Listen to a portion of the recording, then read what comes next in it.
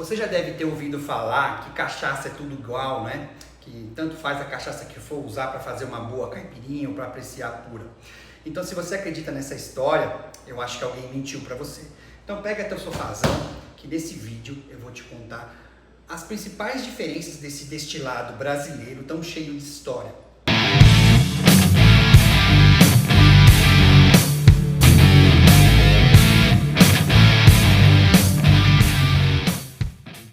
Vamos começar com as diferenças entre a pinga, a aguardente, que todo mundo acha, tem uma certa dúvida com relação a elas, a cachaça e o rum, né? Então todos eles têm uma diferença e uma característica específica.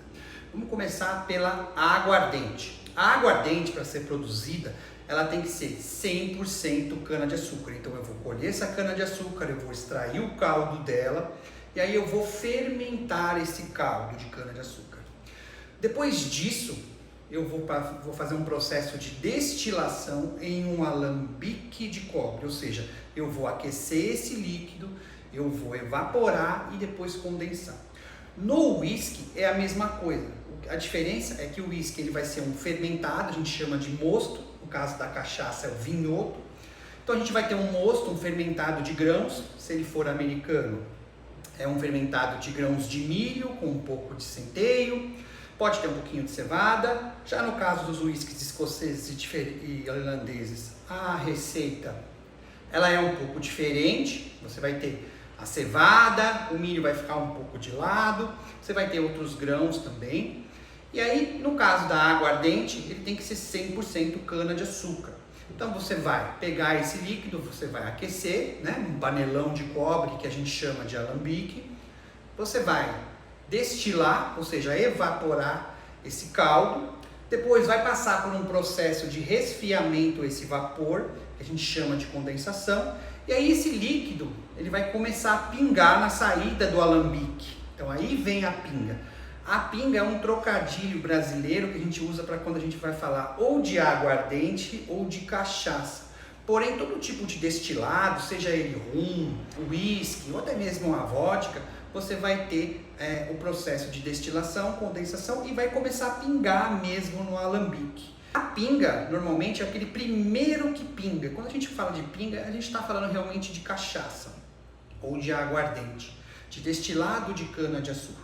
Então é aquele primeiro que pinga. Você já deve ter ouvido falar de pinga forte, de pinga de cabeça, né? Então é aquele primeiro que pinga e é forte mesmo, porque ele tem um alto teor alcoólico. Já algumas pessoas acreditam que pinga é todo tipo de destilado de cana-de-açúcar que pinga do alambique. Eu já vejo que não. Na minha opinião, a pinga é realmente aqueles primeiros 5 a 10% do processo de destilação da cana-de-açúcar. Então, a aguardente ele é um destilado, né, de cana-de-açúcar especificamente. E onde é que entra a cachaça nessa história? A cachaça, ela é um destilado de cana-de-açúcar e ela também é uma aguardente. Então, toda a cachaça, ela está no grupo da aguardente. Porém, para receber o nome cachaça, a lei brasileira determina que o teor alcoólico esteja entre 38% no mínimo e no máximo até 48%. Tá? Eu só posso ter cana-de-açúcar e água para eu poder regular o teor alcoólico, o que a gente chama de corte, né? Para poder fazer os cortes corretos do destilado. Aí eu vou escolher se eu quero um destilado com 38%, 40%, 42%.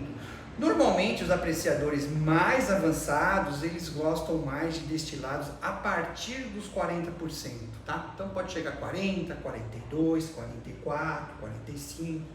Lá nos Estados Unidos a gente tem whiskies de 50, 58%, né? Um teor alcoólico que a nossa legislação brasileira não permite aqui. E por aí vai, tá? No caso da cachaça, então eu tenho que ter um destilado de cana-de-açúcar e o teor alcoólico variar entre 38% a 48%, né? E posso ter cana-de-açúcar e água para fazer o corte, né? E um detalhe bastante importante, para receber o nome de cachaça, a lei determina que ela seja produzida no território nacional, ou seja, um destilado brasileiro, né? Por isso que ele é tão cheio de história. Então, para receber o nome de cachaça, ela precisa ser produzida no Brasil. Assim como a champanhe, né? A champanhe francesa, o conhaque também que é francês, o bourbon americano, ele tem uma característica regional controlada. E a cachaça também. Por isso que é um destilado tão bacana, né? Tão legal de falar sobre ele. Bom, as principais diferenças entre aguardente e cachaça eu já falei aqui. Então, moral da história, todo destilado de cana-de-açúcar é uma aguardente, porém nem todo destilado de cana-de-açúcar é uma cachaça. A cachaça precisa estar dentro dos parâmetros que a lei determina para ela receber o nome de cachaça. E o rum, como é que ele entra nessa história, né? O rum, ele também é um destilado de cana-de-açúcar. Você vai ter o mesmo processo de destilação e condensação, porém, você vai extrair o caldo da cana-de-açúcar, você vai fermentar esse caldo, mas você também vai apurar esse caldo, ou seja, você vai fazer uma redução. Então, você vai destilar não o caldo da cana-de-açúcar fermentado, mas o melaço, que seria uma redução do caldo de cana-de-açúcar. Então, você vai pegar esse melaço, você vai aquecê-lo em alambique de cobre também, e aí você vai ter o processo de destilação, condensação, a mesma coisa que a cachaça, que o uísque, e aí você vai chegar no rum.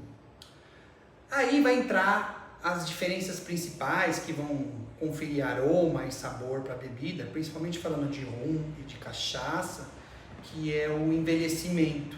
O envelhecimento é um processo muito importante para trazer características de aroma e sabor, né?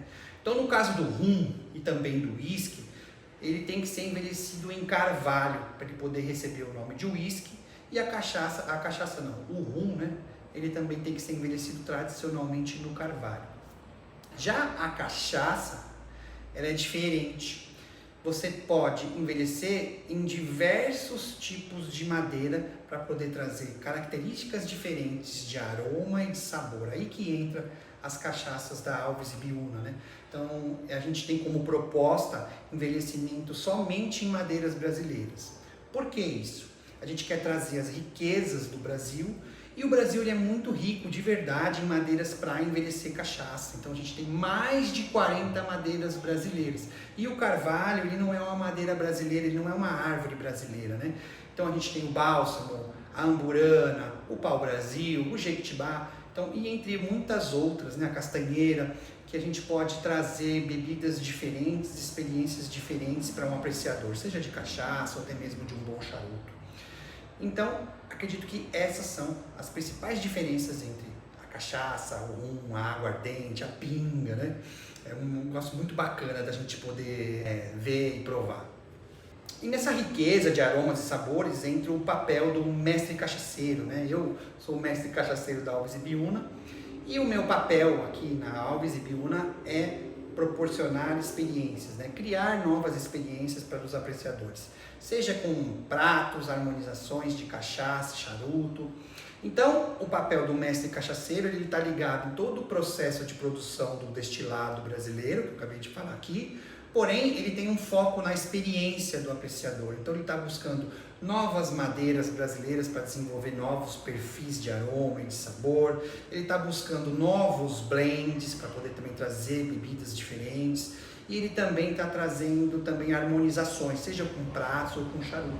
Um exemplo, a cachaça de duplo bálsamo tostado, a gente sempre quis trazer notas de café, né, para um destilado tão bacana.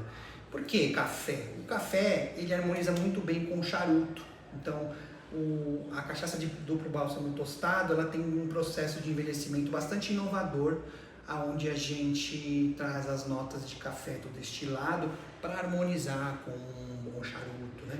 Então, por isso ela é uma cachaça corte de charuto, uma cachaça feita exclusivamente para harmonizar com o charuto.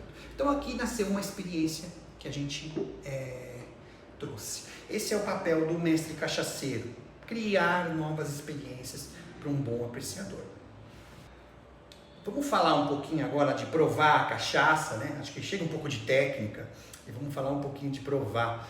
Muita gente acredita que a maneira incorreta é você provar a cachaça num copo desse de shot, né? E a gente virar a cachaça de uma vez.